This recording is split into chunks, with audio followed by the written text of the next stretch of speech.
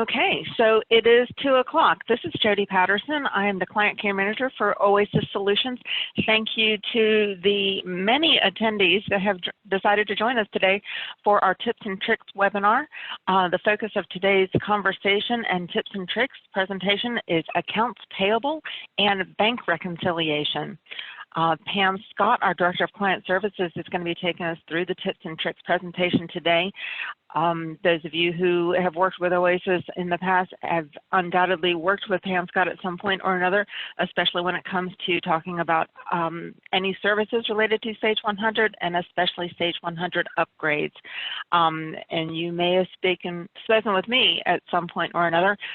Pretty much I, as a Client Care Manager, am your first point of contact for almost anything that you need, and if you don't know who to call me and I will figure it out. We are going to keep the phones muted for the duration of the webinar today, but we do want you to ask questions.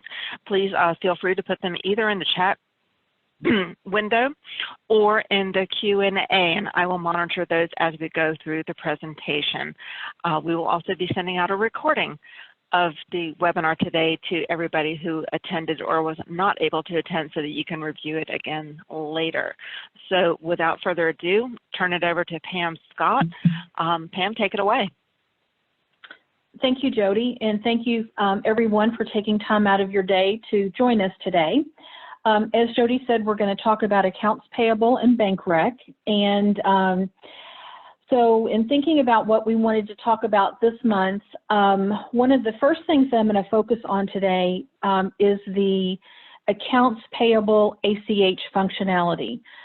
With most of us, with everything going on with COVID, people working remotely, I know that we are slowly getting back into our offices. However, you know, we don't know what the environment's going to look like 1, 2, or 3 months down the road. So I wanted to start with focus on the ACH feature in accounts payable. So basically, for those of you that are familiar with payroll direct deposit, this basically is a direct deposit for your vendors, and you can pay your invoices to your vendors electronically. So in order to do that, the first thing that you want to do is in the accounts payable module under the setup is an ACH maintenance. And in that ACH maintenance, this is where you go in and you basically, you will ask your bank for their NACHA requirements. They will provide you with a document, and then based on that, we will do the setup of what their particular electronic file, what it needs to look like.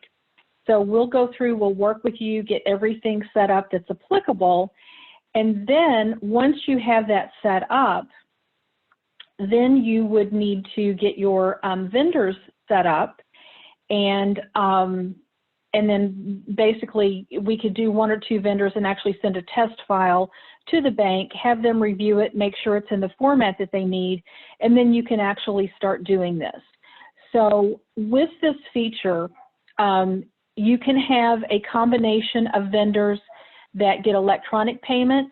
Some of your vendors may require that you physically send them a check, so it's not an all or none situation. You can have a combination of who gets checks and who is paid electronically. It's really up to you and what your vendors require.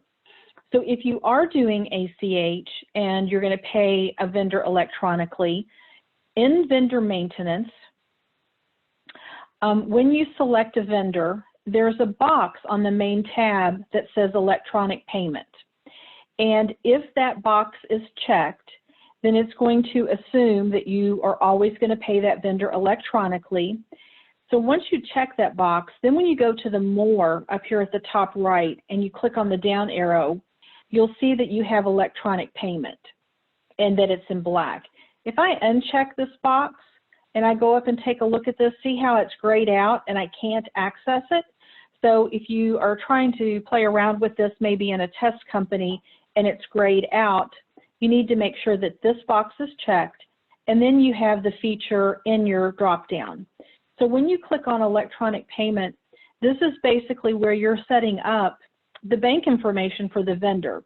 So you're going to need their bank account number, you're going to need their routing number, what type of account it's going into, a checking or savings.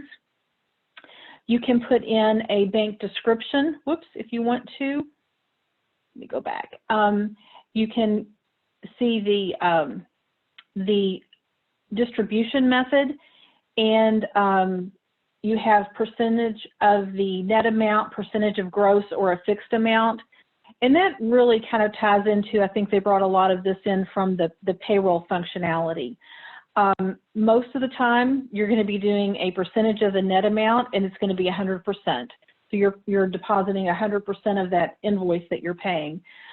You will need to talk to your bank whether or not, when a new vendor is set up, that they require a pre-note. And we'll walk you through that process on how to run pre-notes. And then once that pre-note is approved, how to get that approval in here. And then it'll also track for you how much you've actually deposited to that account on a year-to-date basis. So once you have everything set up on the vendor, then literally your invoice data entry process is exactly the same as you normally do. Your selecting invoices for payment would be the same. And then when you go down to do the check printing, when you go into that payment processing, it's going to print the checks that you selected that get a check only. And then for those vendors that you're paying electronically, it's going to put that information into an ACH file for you. So once you've selected it, you've gone through the payment process, then you're going to generate that ACH file. It's going to create it based on the setup we looked at earlier, and then it's going to then to save that file to the designated location that you have, the pathway that you have set, and then you're just going to literally grab that file and upload it to your bank. The other thing that you can do with this is, with ACH in Paperless Office, you have the ability that you can email the remittance advice directly to the vendor, so that when you're processing these transactions and creating that file, you can also have it automatically email a remittance advice to the vendor so that they know to expect that payment. So we've had several clients that have wanted to implement this related to COVID. They're working from home, and it was too much of a hassle to print checks on a different printer, or the risk of bringing check stock home and so forth. So it's something that you might want to consider doing. The ACH feature, the version that we're looking at today is the 2020 version of Sage 100. The ACH feature has been around for several years, so it is probably, if you're on, I'm going to say probably version 2016 or higher, it is a feature that you already have in your system. So we would be glad to help you get that set up and implemented. If nothing else, you might want to set it up and have the bank approve the format of your ACH setup, so that if we find ourselves in this situation again, then you can start gathering the vendor information, you'll know how to run the pre-notes, and you can get started and kind of be ahead of the game. Typically, to do the setup and the training and the testing and going back and forth with your bank, we estimate that it typically takes about 4 to 6 hours to implement it for one company and one bank. If you have multiple companies in Sage and you're using physically the same bank, it doesn't have to be the same routing number or account number, but physically the same bank, then you can copy that setup from one company to another, and you don't have to go through the whole process again. That would make it much easier. And the other thing I wanted to add about that is that if you are using payroll in Sage 100 and you're using the direct deposit feature for payroll, if it is the same bank that you're using, we can copy that setup from payroll into accounts payable. and in the setup. And by doing that, I would say probably maybe an hour and a half worth of time, maybe 2 hours at the very most, to help also get paperless set up for the emailing.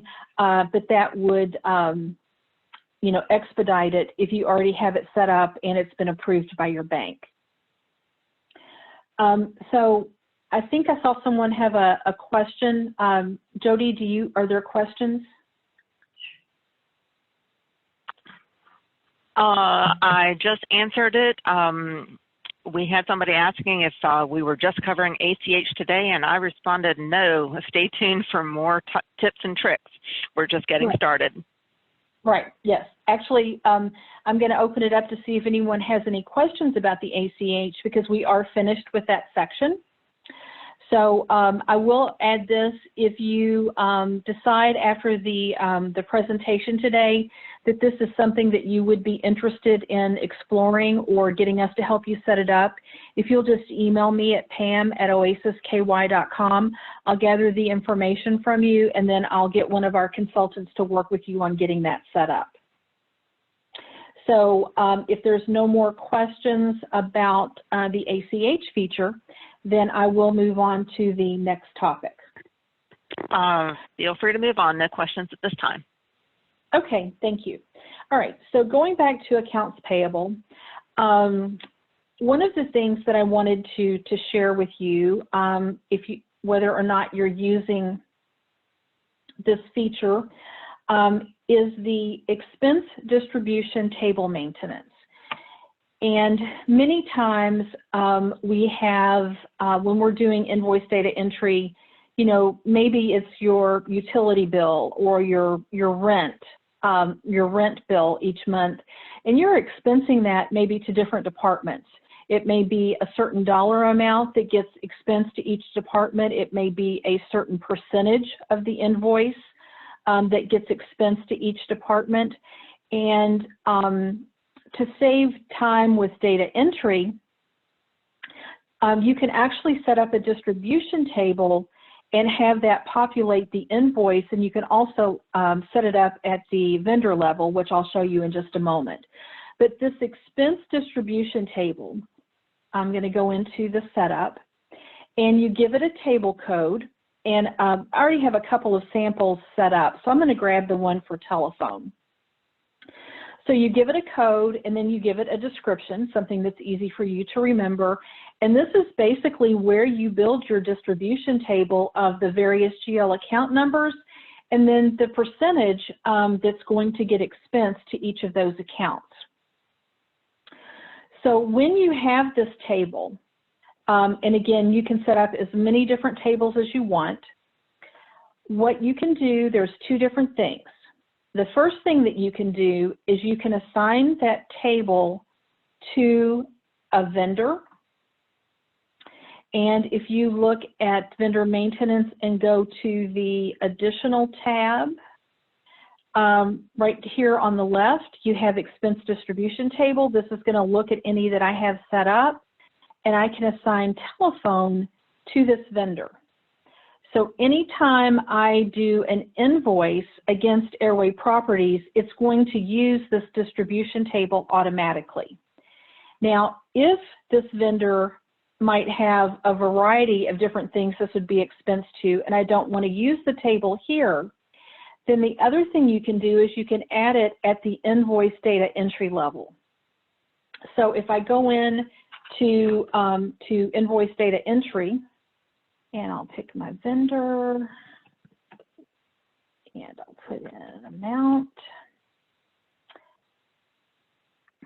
and then right here where it says expense distribution table, I'm going to pick telephone, and when I go to my lines tab, it's going to automatically break out that distribution for me, so I don't have to go through and enter line after line after line. Now, you might be saying, well, that might be helpful, but I really never know how much I'm going to expense each month to all of my departments. You know, this month, Department 1 may get expensed $100, but next month they may get expensed $200 off of the telephone bill. So what you can do in that situation is you can still go ahead and build that expense table and leave the percentage blank, or leave it at 0%.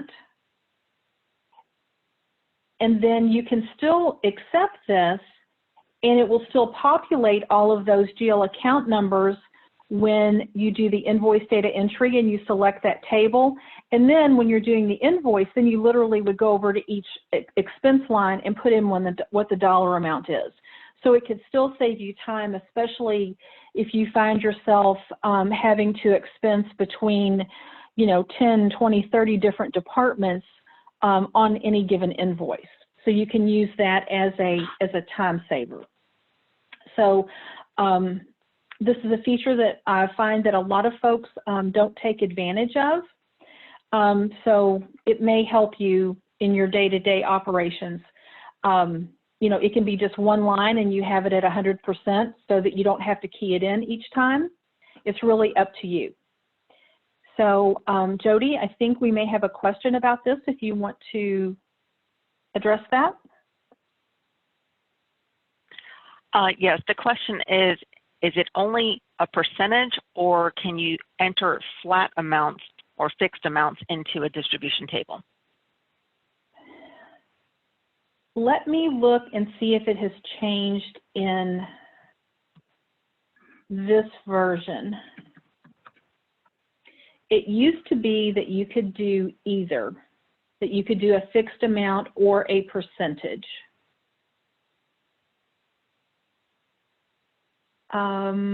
But it doesn't look like it allows me to here.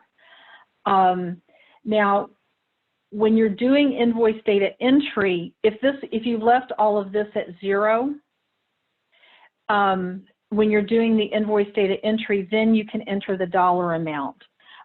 What I'll be glad to do, Jody, if you will make a note of who asked that question, I will research a little further and see if there is a setting to do that as a flat dollar amount versus a percentage, and I will be glad to follow up with them.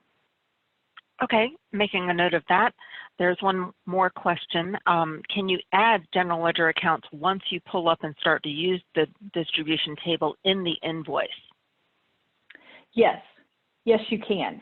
Now, you certainly can do that if you have the distribution table set up. Let's just use an example that your distribution table has 2 GL accounts on it and you have them both set to 50%. Once you go to the lines tab of that invoice, it's going to automatically populate it and plug in those 50% numbers, so you can override that amount and then you can continue adding lines to at the invoice data entry level. So yes, you certainly can do that. Thank you. No other questions at this time. Okay. So again, just to kind of reiterate, the distribution table can be used at the invoice data entry level, or if you want to have it as the default table, then you certainly can set it up in vendor maintenance and have that be the default. So you have the option of doing either one of those. So if there are no more questions about the distribution table, I will move on to the next topic. And the next topic that I'm going to talk about, whoops, sorry about that. All right, hold on, my bad. The next topic that I'm going to talk about is selecting invoices for payment. And there are various ways that you can select invoices for payment. There's no right way or wrong way, but I wanted to go through and show you a couple of different ways that you can do this. So when you go into the invoice payment selection, you obviously can go in and tell it to select by the invoice due date. If you are taking discounts, you can do it by the discount due date, or you can have it do it by invoice and discount due dates. You're going to put in a due date, and my demo data is in 2025. And you can make your selection, and you can go ahead and you can click proceed. And then basically what it's going to do is anything that falls within this criteria and any exceptions and values that you have set here, it's going to pick what is due for payment, and then basically, you know, gives you that payment selection report. And then you can review that, and if you need to remove things or take things off, you can do that as well. Another way that you can do this is you can select your criteria, and instead of clicking the proceed button, you can click the select button at the top right. And let me change this to June.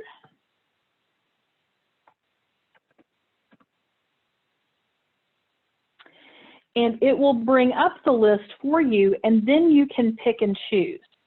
So if you're typically, if you're not in a situation where you just pay everything that's going to be due on June 1st, and you're going to kind of pick and choose what to pay, then use the select feature, and you can highlight an invoice, and then holding your control key, you can go through and select multiple invoices to be paid.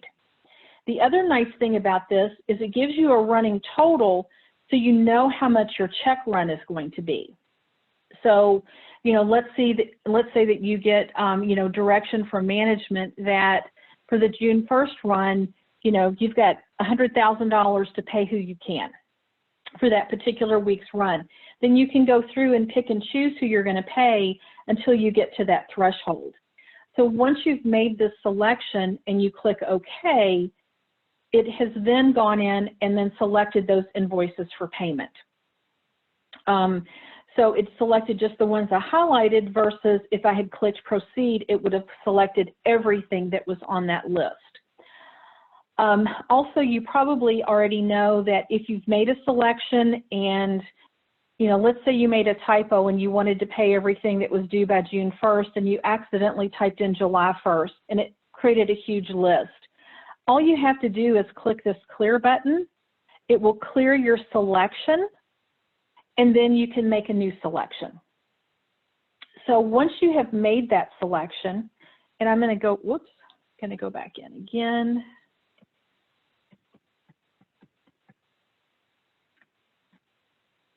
So again, I'm going to just do a quick selection here of a few invoices. I'm going to click OK.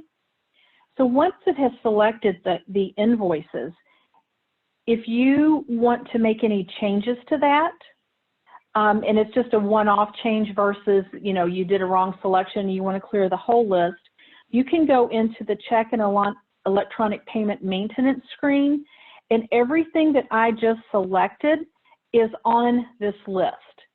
So if this first one for Airway, I realized I didn't want to pay it, I can delete it from here, and it will delete it from my selection so that when I go to print checks or do ACH, it's not going to pay that particular invoice.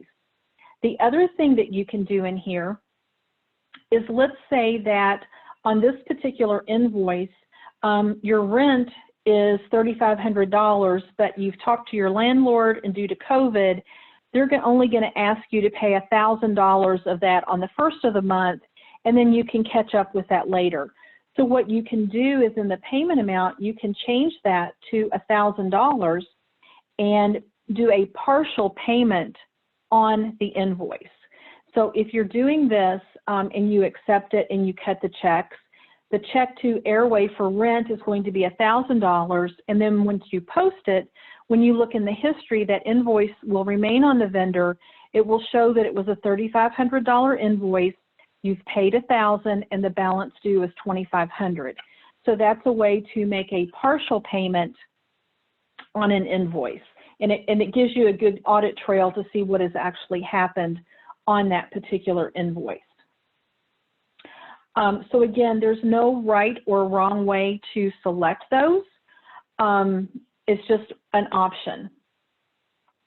You know, the other thing that you can do is, if you don't want to do this invoice payment selection, you can go directly into the electronic payment entry and go in and add the invoices you want to pay one at a time, but that is pretty time-consuming unless it's just kind of a one-off thing.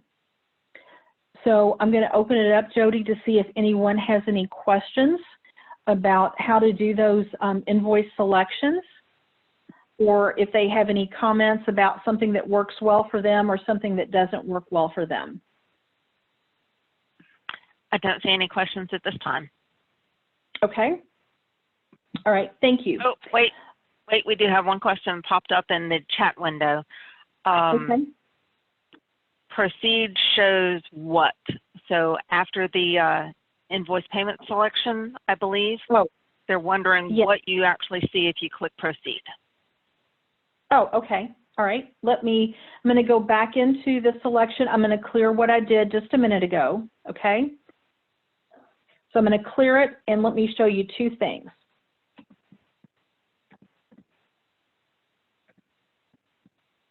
Okay. So if I click select, which is, I understand is not what they're asking, if I click select, this shows everything that falls within that range, every invoice, and I'm just selecting the ones that I choose to pay. If I make my selection and I click proceed, it basically is going to select everything that I saw on that other button. So I'm going to preview the report, and you will see that it selected everything that fell within those parameters. So does that make sense to the person that asked it? Yes. Okay. Okay. So that's the difference between the two. You know, and once I look at that report, it asks me if I'm ready to go ahead and print checks, and I can say yes or no. Again, if I accidentally clicked that proceed, you know, what I find that sometimes people do the select and click proceed, and then they go in and remove all the ones they don't want to pay, which again, if there's a lot of them, can be time consuming, and using the select feature can save a lot of time. So before I move on to something else, I will see if there's any last questions about that topic. I do not see any other questions at this time. Okay. One of the things, we're not going to run through examples of this, but I just wanted to provide you with a definition, because a lot of people get hung up on this, and it can be a little confusing regarding the Sage 100 terminology. But there is a difference in the terminology of what Sage considers voiding a check versus, versus reversing a check. So the definition of what would be a void check within Sage is that if you're wanting to void an unused check number just to record it in bank rec and in the check history. So an example of that might be, let's say that your checks are pre-printed and you decide to move to a new printing company the next time you need to order checks. And they ask you to send them a voided check so that they can see how everything is set up. You want to record that check number in Sage as void. So you do that through the manual check entry. A reversal is if you have cut a check through Sage and you have posted that transaction. So that check is showing up under a vendor, and let's say the check gets lost in the mail, or you know, a variety of other things where you need to reverse that check out. That is considered a check reversal, and it is a transaction where you reverse the check, and that reversal process will reopen your invoice in AP. It will put that money back into your cash account GL-wise, and then it will also show up that it has been reversed within your bank rec. So a lot of times we'll have folks call support, and they'll say, I need help voiding a check, which is the term we all use. So we're going to ask you, you know, do you want to void an unused check, or are you looking to reverse a check a transaction in Sage for a check that's been cut. So I just kind of wanted to explain both of those to you. And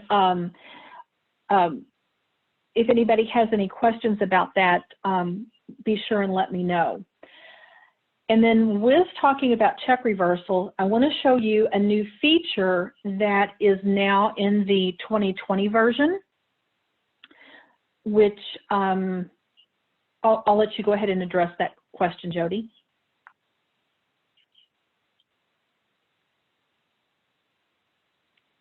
Sorry, I forgot to unmute myself. The question is, will you please show an example of how to void a check? Yes. To void a check, you're going to go into manual check entry. And you're going to pick your bank code, you're going to pick your payment type, and then you're literally, and I haven't looked that closely to my demo data, so I might have to do this a couple of times if I pick a bad check number. It's going to ask you for the literal check number. So I'm going to put in the check number and I'm going to hit enter. I'm going to leave the check date as, you know, today's date, let's say. I'm going to leave the check amount at 0, and I'm just going to enter through, actually, let me do this a little bit slower and kind of tell you what I'm doing. So I'm hitting enter and going to the check date. I'm entering through that field. Now I'm at the check amount. I'm going to leave that at 0. The vendor number, I'm leaving blank. I'm hitting enter. The comment field, I'm leaving blank and I'm hitting enter. At that point, the system comes up and says, is this a void check? And if I say yes to this, that literally is all I need to do. I still need to run the check register and update it so it records the void check, but there's no GL entry. There's nothing that's going to show up on any vendor. It's basically going to show up on my check history in reporting and in my bank reconciliation. So let's see if that answered their question. I think that did. We have 2 more questions that are somewhat related to each other. When you have several accounts and payments are posted to the wrong account, what is the easiest way to switch the payment? I think I need clarification from that. Do you mean with the wrong vendor account or the wrong bank account? And then the related question is, what about paying the wrong vendor? What's the easiest way to fix that? Okay. I think those 2 probably are similar. If you have entered the invoice on the wrong vendor and updated it, and then let's say you cut them a check, and and that happens, the vendor sends it back and says, this isn't mine. There's no shortcut to fixing it. What you would do first is you would reverse the check that was sent to the wrong vendor, and then it's going to ask you if you want to recall the original invoice, and you want to say yes to that. And you want to say yes because it gives you a much better audit trail. So literally what that's going to do is it's going to reopen that invoice on the vendor, and then your next step is you need to go in and do an invoice adjustment in accounts payable to adjust that invoice off, or or issue a credit against it. Whatever you need to do, you need to get that invoice off of the vendor at the same time, and then you're going to do a new invoice data entry to the correct vendor. I know that seems like a lot of steps, but if you don't do it that way, if you don't recall the original invoice, there's not a good audit trail. It doesn't reopen that invoice, but then it's going to be confusing when anyone looks at that account. The other thing I will tell you is when you recall that original invoice and it reopens it on the wrong vendor, go ahead and do that fix to get that adjustment pardon me for stammering, to get that invoice off of that vendor, because I'll tell you what I have dealt with. It's been a while, but back when I was doing support, the client was doing the check reversal, reopening the invoice, but they kept forgetting to adjust that invoice off. So they kept paying the wrong vendor and send a check, and then they would reverse it, and they kept forgetting that, and they couldn't figure out why that they kept paying the wrong vendor over and over. So you do need to do that step as well. And go ahead, Jody. The other question that was related was having to do with using the wrong bank account and therefore issuing checks or ACHs on the wrong bank account. How do you reverse those? Best case scenario is that you reverse the entire batch and reopen those invoices and redo the batch, especially if you're doing checks. Now, if it's an ACH, that gets a little more complicated as to whether or not the bank can reject that or not. And I can, if you will make a note of, every time I do that, it changes, sorry. If you'll make a note of who that was, I can provide a little more detail about the ACH, because that does complicate it a little bit. But if you're just physically cutting checks and you write it out of the wrong bank, you know, if you want to make it look correct everywhere, you could, you should reverse them out and redo it the proper way. Obviously, you could do journal entries to take it from one bank and put it in the other. And if you're doing bank reconciliation, you would have to remove all of those checks off of the bank reconciliation and manually add them to the correct bank. So it's going to be a little bit of work regardless of how you do it. So it's just really up to you. And one more question, and this one is actually from me, Pam. Isn't the reverse an entire AP check run a new feature in version 2020, or was that available previously? No, it is new in 2020, and that's the next thing I'm going to talk about when we get through these questions. And I think that is the last question. We did ask if the entire reversal process was too much to show us on this webinar, and I'm going to say yes, it is, because we have a lot of other topics to get through. Yeah.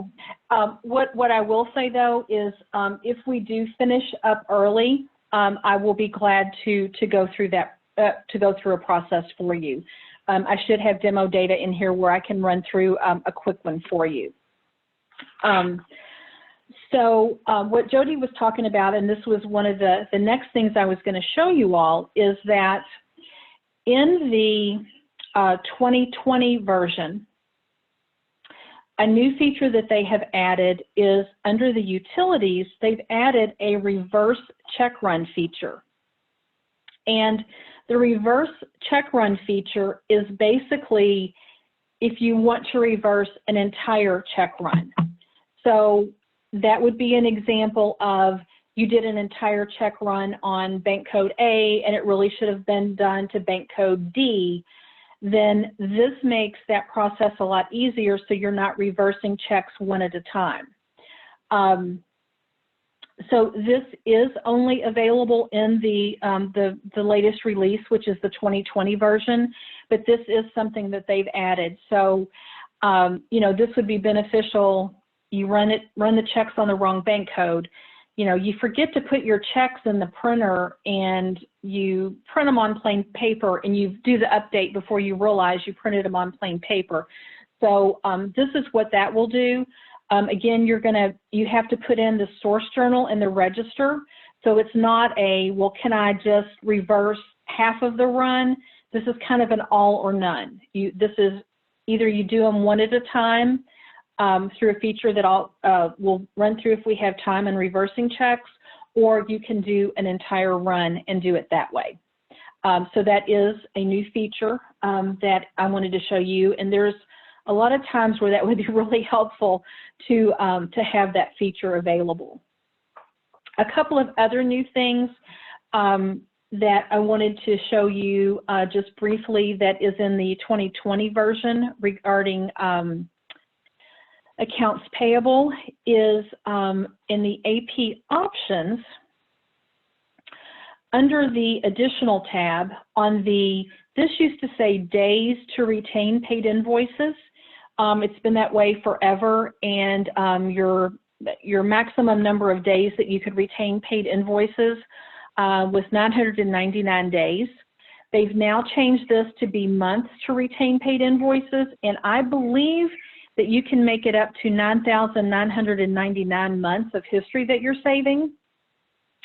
And then it will ask you then, do you want to remove paid invoices either based on period end or year end.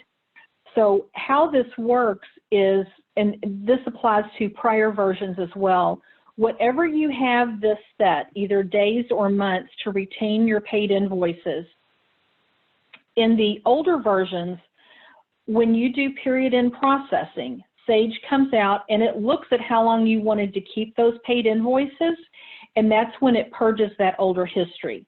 So what this is allowing you to do is keep history longer and also determine if you want to do it during period end or year end.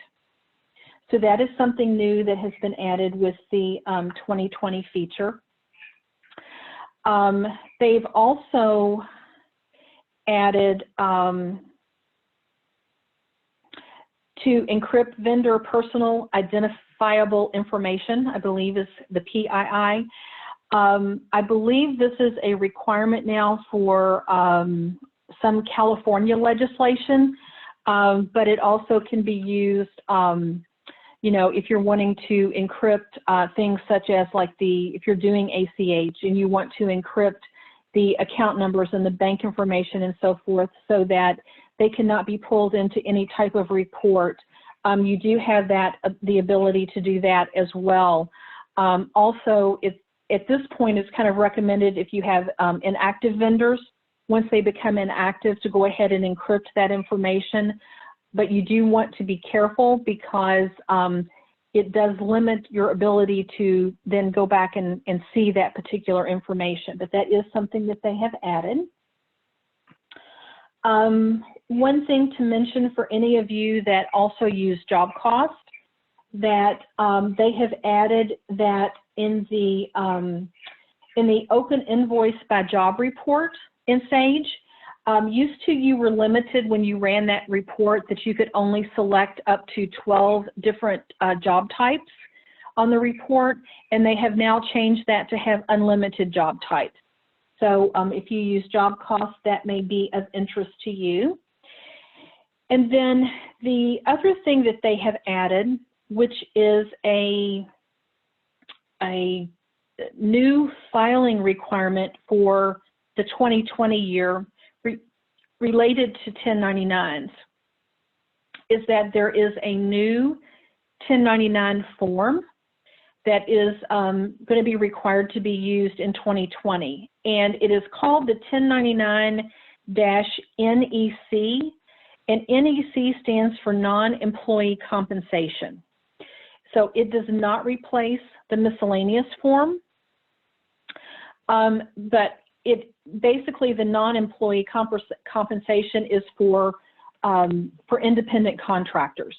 So if you have independent contractors, in 2020, you're going to be required to use that form versus the miscellaneous form in box 7 that we have used forever. So that is also a new feature in 2020.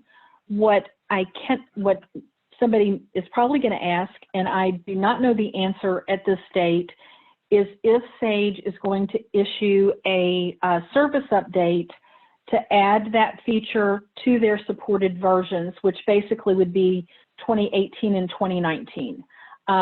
I believe, and Jody, if you know something different, please let me know. I believe this is only going to be available in the 2020 version, but I am not 100% sure. So that is something that I'm working on to check to see if Sage is going to be issuing a service update so that that form is available in all of the supported versions versus just the most recent version.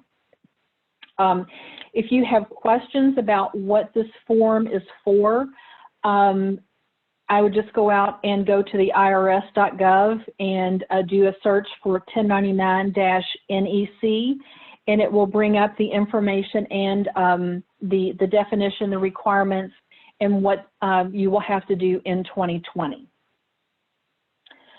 So I'll open that up to see if anybody has any questions about that.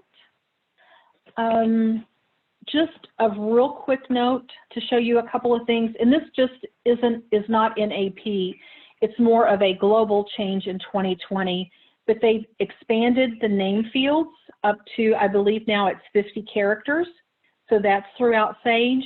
They have also expanded the address fields, and also they will now support international addresses. So did want to make you aware of that as well. If there's no questions about that, we will briefly talk about bank rec. I don't see any questions. Okay, thank you. All right, we're going to go ahead and move to the bank reconciliation. And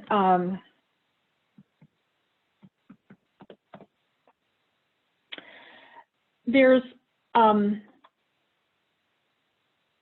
due to time constraints, I'm just going to kind of go through and cover a couple of different things for you regarding bank rec. One thing I will start with is that I find that a lot of clients keep the bank reconciliation on a spreadsheet or outside of Sage. Under most circumstances, you should be able to use the bank rec within Sage 100. And it's very easy to use. Any of your modules that affect your cash integrate to the bank reconciliation module. And it's very easy to go through and clear transactions and so forth. So if you are not using it and think that it may work for you, let us know and we'll be glad to help you set it up. Maybe you're new with the company and they just didn't use it before and you've got a bunch of garbage out there in bank rec. It's very easy to clean out and give you a starting point. It would be the same as if someone was implementing Sage bank rec for the very first time. So it's not a difficult process to go through, and we can help you with that and get that set up. So what I wanted to talk about first of all is when you go through the bank reconciliation, and I'll just grab this real quick. And you go through and you pick your bank code, you're going to then go in and start putting, you get your statement online or through the mail, and you're going to go in and start clearing transactions. I'm not going to clear any at the moment or it'll throw me out of balance, but you can go through and you'll clear all of those. And then at that point, you're basically ready to go in and look at your bank reconciliation report, and that's not the report, pardon me, the bank correct transaction register. Nope. Give me just a second here, I picked the wrong one.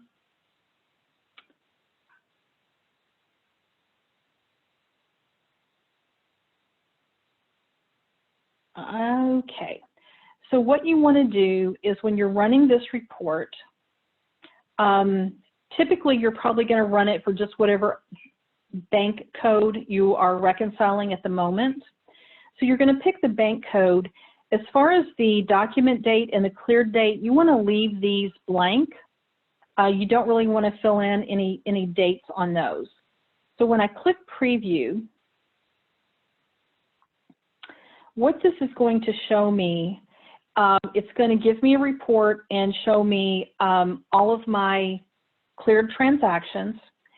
It will have you when you're reconciling, it'll ask you what your bank statement is. Again, this is just demo data. It's going to total what you still have in transit for deposits, any adjustments that haven't cleared, and any outstanding checks. So, and this is going to be, so what this does is it basically takes your opening bank balance statement that you've keyed in, It's going to add and subtract all of these transactions, and that's what equals your adjusted bank balance. And I apologize, this is kind of odd demo data, because normally you're going to have a number here, but maybe not. So this is how you get your adjusted bank balance. Your calculated book balance is basically taking what your GL thinks your bank account is, what your balance is, what's in the GL, and adds or subtracts all of your outstanding transactions, and that is your calculated book balance. For your bank rec to be fully in balance, your adjusted bank balance and your calculated book balance must equal, and your out of balance must be 0 in order to be reconciled. If one or, if they don't match, then what you have to do then at that point is determine which number is not calculating correctly. And if you determine that it's your adjusted bank balance, then more than likely you did not go, that you forgot to either clear something or you cleared something that you shouldn't have. If you do the calculated book balance, then that in all of your transactions are checked to clear properly, then you might need to go back to your GL and see, did somebody do a journal entry to fix something in our cash account, which isn't showing up in the bank rec. That could be a reason that it's off. But once you have reconciled this and you're out of balance by 0, after you run this report, it will come up and ask if you want to clear the documents, meaning do you want to clear the, anything that has cleared the bank, do you want to remove that from bank reconciliation? If you do not balance and it does not come out to 0, you are not going to get this question to be able to clear that out. So, the other thing I will suggest to you is when you're out of balance, obviously nobody wants to be out of balance and you want to try to figure out where it is, but, is it worth spending 3 days trying to find where you're out $5? So, sometimes you can't find it. You've looked and looked and looked and you just can't find it. You may just have to do an adjustment to get it in balance. Obviously, that's your choice. We will help clients try to find it and see if we can figure out what's going on. But, again, if it's a really small amount, think about what your time is worth before you spend, days trying to find something, a $5 out of balance. So it's really, really up to you, but just kind of give that some thought. And I think we had a question, Jody? We do. First question is all this information entered manually? And I think that question is how does that information get into the bank reconciliation module? Okay. The various modules that affect your cash account can integrate with bank rec. So for instance, I'm going to go back to accounts payable and I'm going to go to my accounts payable options. And you have the modules that you want to integrate with. So this particular company, that demo company, doesn't have job costs, so that's why this is grayed out. But I'm saying that I want my accounts payable to integrate with my general ledger and with my bank rec. So you would have that feature in payroll. You have that feature in general ledger. So all of it is in the setup as to whether or not it's going to hit your hit the bank rec. And I'll let you continue. The next question is, when you were in bank reconciliation to clear transactions, why did you go in through check deposit and adjustment entry instead of using reconcile bank? I just happened to click on that one instead. So it was just what I happened to click on. Sorry about that. And I think they probably already noticed that you can do it either way. In Sage 100, there are often multiple ways that you can approach something, and check deposit and adjustment entry is another way that you can clear transactions rather than going into reconcile bank. Right. But next question. I just want to add something though. What they said though, when going through Reconcile Bank, that is where you do have the field where you're going to put in your bank statement balance. So you do have to go in here. You can go in through either way, but to get that starting balance, you do want to put it there.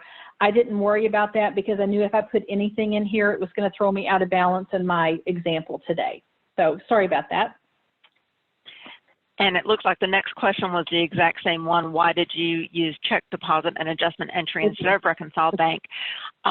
Just another tip that I might throw in here is that if you expect to need to make entries during your bank reconciliation, such as if you've had credit card fees come out of your account and those are on your bank rec but not going to be in your bank reconciliation module already, you may choose to do your reconciliations through check deposit and adjustment entry so you can make those entries as you go along.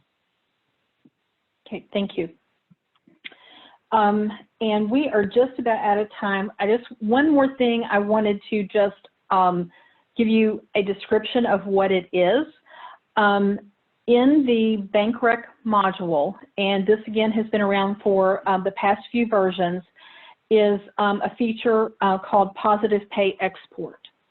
And what Positive Pay is, for a lack of a better term, is a way to help you hopefully prevent or catch, before it gets too far, fraud on your bank account. So what this does is when you generate checks, and it can be AP, payroll, or both, when you're generating checks and transactions out of the system, you would create this Positive Pay export, and your bank is going to give you their requirements for setting this up. So you actually run through a little wizard where, let me just do one real quick.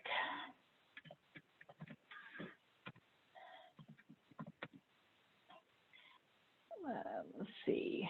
I'm going to just do it from a sample, but so there are some sample banks already in here, but your bank may not be listed and you have to do it from scratch. But basically, and I'm going to kind of click through this quick, it walks you through a wizard because your bank is going to say, just like your ACH file, this is the format our Positive Pay file has to be in.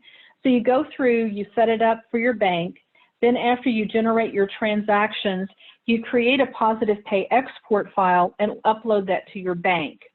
So your bank has that file, and as transactions clear, it basically compares those clearing transactions against what you've told them, what checks you've written. So if someone tries to create a bogus check and cash it on your account, it's going to catch that before they cash it versus, you know, you looking and saying, why is this money coming out of our bank? I know I didn't write those checks. Some banks do charge a fee for this service, and some do not. You will have to talk with your bank. If you do a lot of business with them and have a good relationship, you may be able to negotiate that fee. Also, many times if your bank account is compromised once, your bank will require that you do this. Most banks have a way that you can key in the information manually and use Positive Pay directly through their system. But with this, with Sage, you can create that file and upload it, and you're not doing as much data entry. So you might want to think about that. And if that's something that you're interested in, again, reach out to Pam at oasisky.com and let me know. And then I can have one of our consultants reach out to you about getting this set up. So it's kind of one of those things that it's probably good to be proactive. Quite honestly, most of our clients that set it up do it because they've had a breach. And with technology, it's really easy to kind of do that anymore. So you might want to be proactive. And I know that is putting us right up to the button. So are there any questions at this point? We do have a couple more questions. The first one is, does the date a check is voided or reversed affect your bank reconciliation?